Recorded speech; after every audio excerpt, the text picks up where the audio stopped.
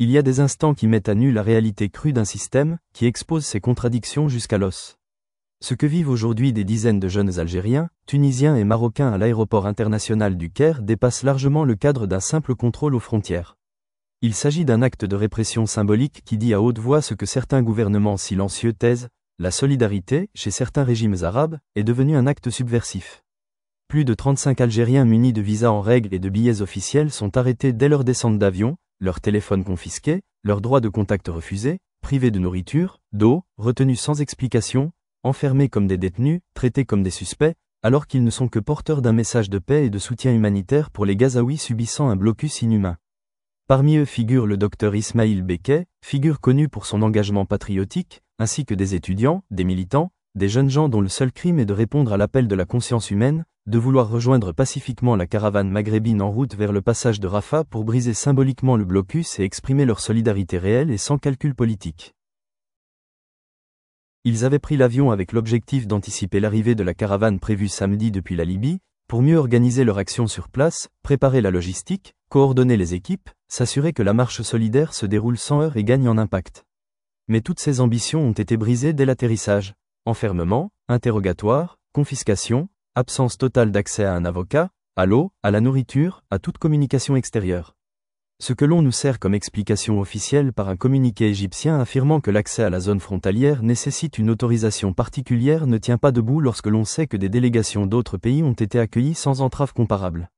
Cela ne tient pas lorsque l'on constate que des navires militaires étrangers, y compris israéliens, naviguent sans difficulté dans les eaux égyptiennes ou que des blindés et bases étrangères sont opérationnels sur le sol de l'Égypte sans que personne ne s'en offusque.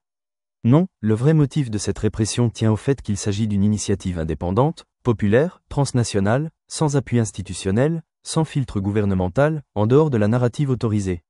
Cela dérange un État sécurisé, solidaire de la normalisation tacite, qui ferme ses portes aux citoyens venus du Maghreb et qui les enferme comme si leur intention était criminelle. Le silence de l'Algérie, de la Tunisie, de la Mauritanie, est assourdissant. Quand on sait que ces États affirment soutenir la cause palestinienne, comment justifier leur absence de réaction publique, l'absence de prise de position ferme, l'absence d'intervention diplomatique visible?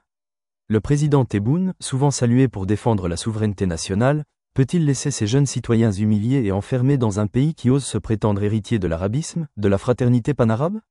La caravane maghrébine est un geste fort, historique, rare. Elle incarne aujourd'hui l'idée que la solidarité ne se limite pas au discours, qu'elle peut se matérialiser, se vivre, se partager, s'organiser.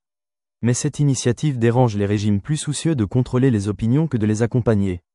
Elle révèle la fracture profonde entre les peuples, qui veulent agir, témoigner, résister, et les gouvernements, qui se contentent de déclarations parfois vides, parfois hypocrites. Les jeunes détenus dans l'aéroport du Caire ne représentaient aucune menace. Ils n'étaient pas armés, ils ne portaient aucun uniforme. Ils n'avaient qu'un billet d'avion et une volonté, celle de rejoindre Gaza avec des vivres, des médicaments, de l'aide symbolique. Ils ont scandé dans l'aéroport des slogans d'indignation. Quelle honte, ils ont vendu Gaza pour des dollars, honte au régime complice, méprisant silencieusement ces frontières qu'on érigera sans cesse entre les peuples et les injustices. Mais le régime égyptien préfère opposer le silence, la force et l'humiliation, montrant que l'Égypte officielle en est venue à considérer comme subversif ce qui relève de l'humanitaire. L'arrestation sans motif, l'expulsion arbitraire, l'interdiction de parler à un avocat, la confiscation des téléphones, tout cela entre clairement dans la logique d'un état d'exception permanent qui ne tolère aucune voix libre non autorisée. Le silence de l'Algérie, de la Tunisie, de la Mauritanie, est assourdissant.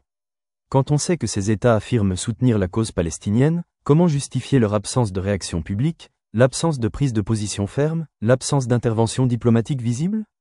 Le président Tebboune, souvent salué pour défendre la souveraineté nationale, peut-il laisser ces jeunes citoyens humiliés et enfermés dans un pays qui ose se prétendre héritier de l'arabisme, de la fraternité panarabe? La caravane maghrébine est un geste fort, historique, rare. Elle incarne aujourd'hui l'idée que la solidarité ne se limite pas au discours, qu'elle peut se matérialiser, se vivre, se partager, s'organiser. Mais cette initiative dérange les régimes plus soucieux de contrôler les opinions que de les accompagner. Elle révèle la fracture profonde entre les peuples, qui veulent agir, témoigner, résister, et les gouvernements, qui se contentent de déclarations parfois vides, parfois hypocrites. Menace. Ils n'étaient pas armés, ils ne portaient aucun uniforme. Ils n'avaient qu'un billet d'avion et une volonté, celle de rejoindre Gaza avec des vivres, des médicaments, de l'aide symbolique. Ils ont scandé dans l'aéroport des slogans d'indignation. Quelle honte, ils ont vendu Gaza pour des dollars, honte au régime complice, méprisant silencieusement ces frontières qu'on érigera sans cesse entre les peuples et les injustices. Mais le régime égyptien préfère opposer le silence, la force et l'humiliation, montrant que l'Égypte officielle en est venue à considérer comme subversif ce qui relève de l'humanitaire. L'arrestation sans motif, l'expulsion arbitraire, l'interdiction de parler à un avocat, la confiscation des téléphones, tout cela entre clairement dans la logique d'un état d'exception permanent qui ne tolère aucune voie libre non autorisée. L'histoire nous rappelle que les idéaux naissent souvent ainsi, d'un groupe de volontaires, mal armés mais moralement irréprochables, décidés à agir malgré les risques, malgré les murs. Ces jeunes détenus sont le fer de lance d'un message clair. La conscience est plus forte que les visas, la solidarité plus forte que les contrôles, la dignité plus forte que les humiliations. Et ce message, nul régime ne pourra l'étouffer s'il devient viral, s'il est relayé, soutenu, endossé par des institutions, par des médias, par des citoyens. Il est temps que le Maghreb agisse. Il est temps qu'on comprenne qu'un peuple qui reste muet devant l'humiliation de ses enfants aux frontières de l'arabisme se dévalorise lui-même. Alors maintenant, chacun a un rôle. Partagez ce texte, informez, traduisez, parlez-en à vos réseaux. Rejoignez les appels à soutien, interpellez les ministères, les ambassades, utilisez les pétitions, les rassemblements, les forums. Que la voix de la caravane maghrébine ne soit pas interrompue. Que la solidarité ne soit plus seulement un mot, mais un geste, un mouvement, une réalité concrète qui refuse de plier. Car si la cause palestinienne est une cause de vérité et de justice, elle est aussi un test pour le monde arabe. Et ce test, nous ne pouvons pas le trahir. Gloire aux jeunes détenus, dignité au peuple libre, liberté pour Gaza, et que chaque frontière soit lue comme une invitation à l'unité, et non comme un obstacle à la solidarité humaine. Car si le silence gagne, si l'indignation ne s'organise pas, c'est tout l'arabisme populaire qui est broyé. C'est l'idée de l'unité maghrébine, de la solidarité arabe, de la résistance civile qui est piétinée. Mais il est une vérité que nul ne peut empêcher, on ne bâillonne pas une conscience. On ne muselle pas un sentiment de justice. Et plus on tente de faire taire une voix libre, plus elle résonne. Les réseaux sociaux se font l'écho des arrestations, des vidéos circulent montrant des larmes silencieuses, la peur se mêle à la détermination, la honte partagée fait rage. Les slogans ne sont pas seulement des cris de colère, ce sont des mots d'histoire. Ils racontent la croyance que la solidarité n'est pas un luxe, mais un devoir, une exigence, un acte de résistance contre un système qui oublie son peuple. Chaque détention, chaque expulsion devient symbole. Symbole de l'injustice, symbole de la colère populaire contenue, mais aussi symbole de l'aspiration collective.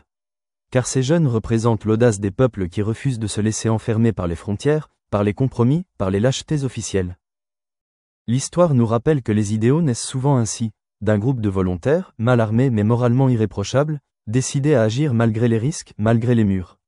Ces jeunes détenus sont le fer de lance d'un message clair. La conscience est plus forte que les visas, la solidarité plus forte que les contrôles, la dignité plus forte que les humiliations. Et ce message, nul régime ne pourra l'étouffer s'il devient viral, s'il est relayé, soutenu, endossé par des institutions, par des médias, par des citoyens. Il est temps que le Maghreb agisse. Il est temps qu'on comprenne qu'un peuple qui reste muet devant l'humiliation de ses enfants aux frontières de l'arabisme se dévalorise lui-même. Alors maintenant, chacun a un rôle.